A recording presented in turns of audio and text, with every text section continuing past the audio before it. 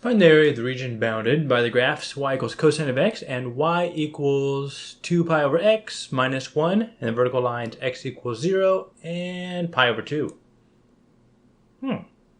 Okay, so we want to find the area, and so it's going to be the top graph minus the bottom graph. So we have something kind of like this. Y equals cosine of x. Cosine starts up here and it goes down like this. And it's between 0, which is right here, and pi over 2. So cosine of pi over 2 is 0, so it'll be right there.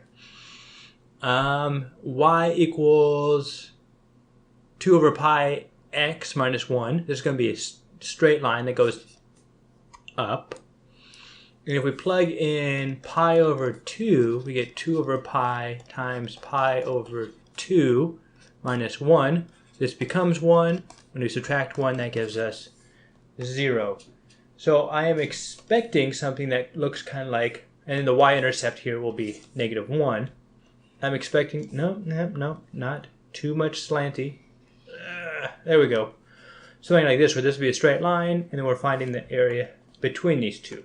So I suspect it'll be this one minus that one, or the area under the curve of the top one minus the area under the curve of the bottom one.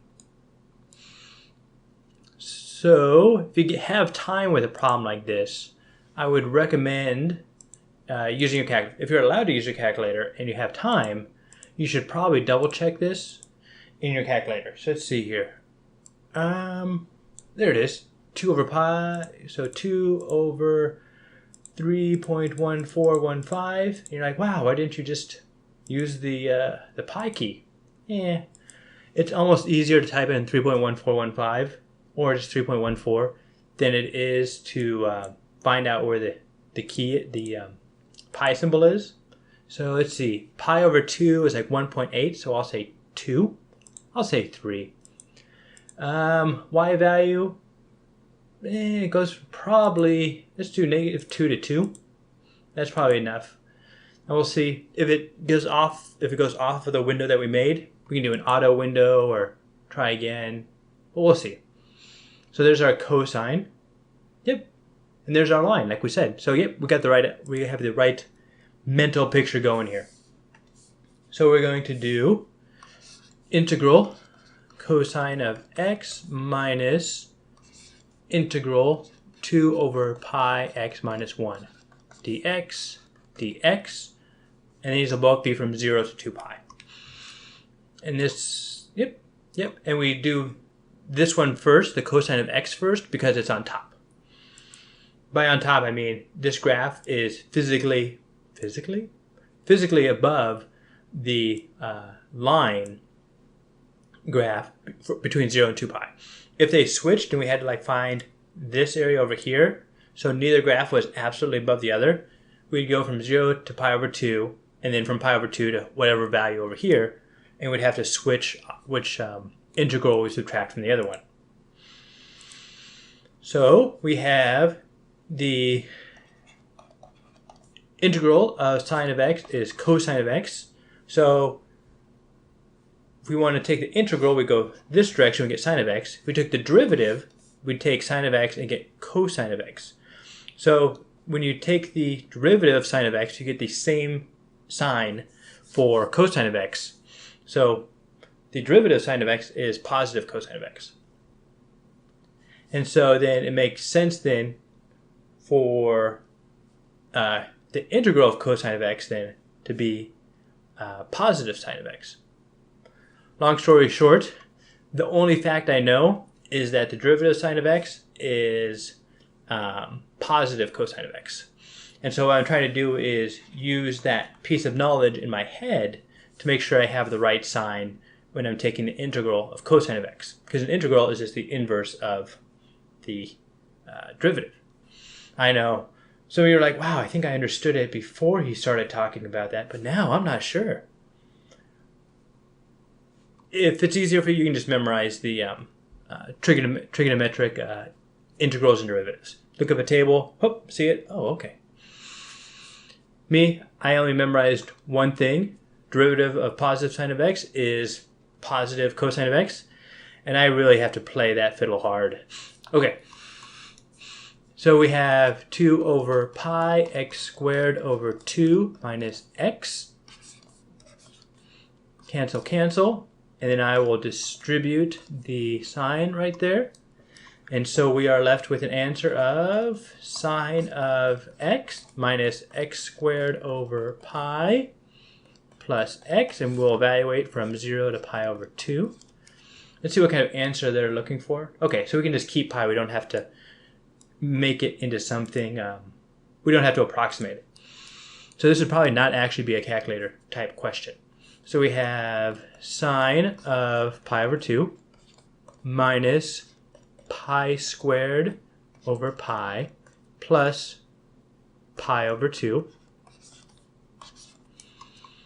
minus, now we're going to plug in 0, sine of 0 minus 0 squared over pi plus 0. Get another color out so we can accentuate our canceling. Sine of 0 is 0, 0 squared is 0, even when divided by pi, and 0 stays at 0. So sine of pi over 2 is 1 minus pi squared over pi plus pi over 2.